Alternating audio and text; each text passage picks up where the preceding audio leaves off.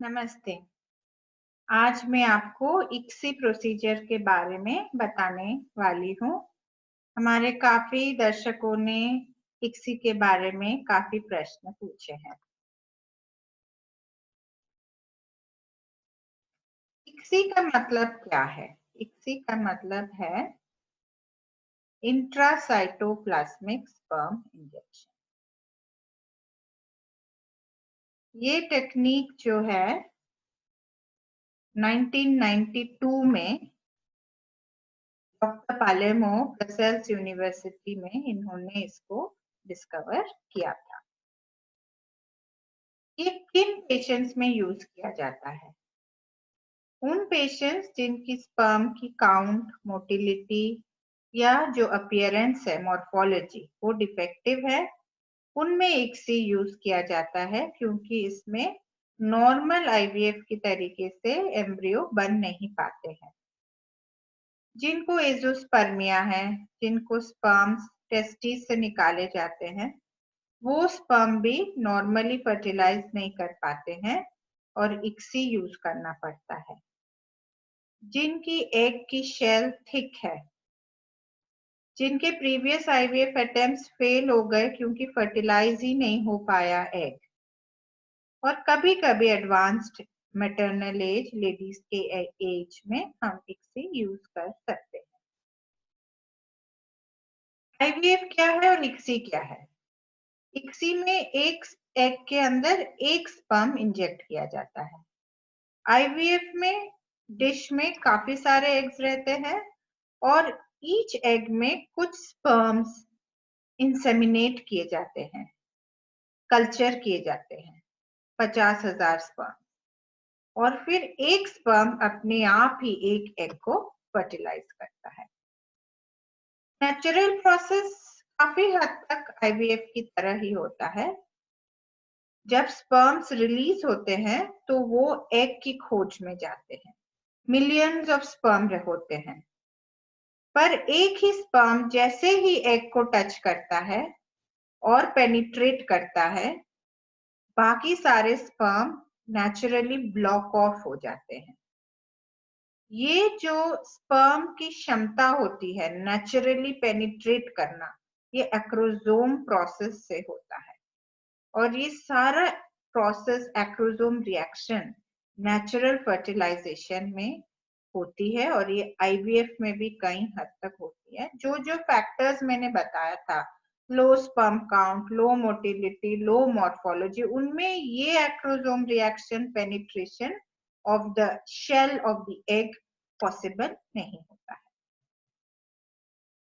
Naturally embryo बनके fallopian tube में fertilisation होके एम्ब्रियो फिर यूट्रस में आके सेटल होती है, और जो ICSI प्रोसेस हम करते हैं ये एक मशीन के जरिए करते हैं, उसका नाम है माइक्रो मैनिपुलेटर।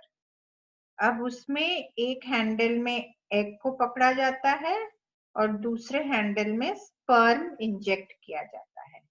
ये काफी बारीकी से होता है, इसके लिए स्पेशल साइंटिस्ट, स्पेशल एम्ब्रियोलॉजिस्ट होते हैं, और ये जो काम है 400 से 500 मैग्निफिकेशन में किया जाता है। जैसे नॉर्मल में एम्ब्रियोज फैलोपियन ट्यूब्स में बन के यूट्रस में चिपकते हैं, उसी तरह ICSI से एम्ब्रियोज जो बन जाते हैं वो लैब में आगे बढ़ते हैं, और फिर उन्हें एक कैथेटर में लोड किया जाता है और फिर उन्हें यूट्रस में ट्रांसफर करते हैं।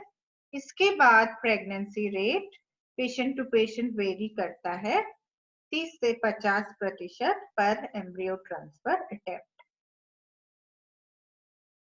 अब ICSI की रिजल्ट इंप्रूव कैसे करें? स्पर्म की क्वालिटी इंप्रूव करके, good lifestyle habits, no smoking, no alcohol, eating lot of raw vegetables, antioxidants लेना, कभी कभी एग कलेक्शन के दिन 2 बार इजैकुलेट सैंपल देना, जो टेक्निक है उसको बारीकी से करना, एग्स की क्वालिटी भी अगर अच्छी है और यूट्रस की क्वालिटी भी अगर अच्छी है तो ICSI की रिजल्ट इंप्रूव कर सकते हैं। स्पर्म प्रिपरेशन की टेक्निक पे भी ICSI की रिजल्ट डिपेंड हो सकती है। दूसरे टेक्निक आए हैं जैसे पिक्सी, इमसी, इनसे भी कहते हैं कि ICSI की रिजल्ट इंप्रूव होती है।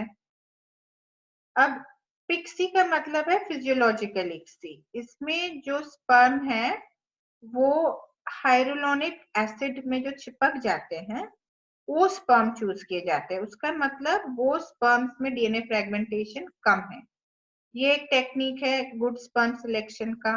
दूसरा है कि जो आपका 400 मैग्निफिकेशन में काम हो रहा है उसी को 6000 मैग्निफिकेशन में ले जाए और फिर वो स्पर्म सिलेक्ट करें जो कि अच्छे दिख रहे हैं नॉर्मल मॉर्फोलॉजी के, फिर उनसे ICSI करें। इसको IMSI कहते हैं। सुनने में तो ये काफी लॉजिकल और अच्छा टेक्निक हम मानते हैं, पर साइंटिफिक स्टडीज अभी भी प्रूव नहीं करती हैं कि IMSI की रिजल्ट्स ICSI से बेटर है और अभी भी स्टडीज जारी है। कॉक्रेन डेटा जो कि माना जाता है वर्ल्ड का लार्जेस्ट साइंटिफिक डेटा का एक्यूमुलेशन, उसने अभी 2020 में ही कहा है कि IMSI is not yet proven to be better than ICSI। मेरे हिसाब से अगर गुड एम्ब्रियोलॉजिस्ट है और उसकी एक्सपीरियंस और स्किल अच्छी है तो ICSI, a well conducted ICSI is as good or maybe better than IMSI. Now ICSI के साथ क्या congenital anomalies बढ़ते हैं? नॉर्मली congenital anomalies 1 से 2% होते हैं, ICSI में 2 से 3।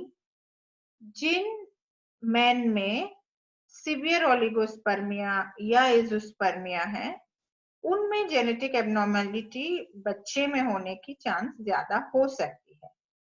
तो स्पेसिफिकली ऐसे मैन की जेनेटिक टेस्टिंग होनी चाहिए जैसे कैरियोटाइप एक्सेट्रा, और अगर उनमें कोई जेनेटिक प्रॉब्लम मिली तब PGS genetic testing of the embryo करके नॉर्मल एम्ब्रियो को ट्रांसफर करके हम ICSI से भी कंजेनिटल एनोमली की रिस्क को कम कर सकते हैं। क्या सभी पेशेंट्स को ICSI करना चाहिए? क्या सभी ICSI से ही प्रेगनेंसी रेट IVF से बेटर है? Answer is no. IVF के इंडिकेशंस कुछ है, ICSI के इंडिकेशंस कुछ है। ICSI specifically male factor infertility, fail fertilisation ऐसे केसेस में है और काफी स्टडीज ने प्रूव किया है कि ICSI की रिजल्ट IVF से बेटर नहीं है। पर हाँ, अगर आप ICSI के इंडिकेशंस में IVF करोगे तब आपके रिजल्ट जरूर कम होंगे। So you have to be specific about the case and it's not that you do ICSI for everyone. So मैं कंक्लूड करना चाहूंगी कि ICSI is a revolutionary tool for IVF experts, ART experts.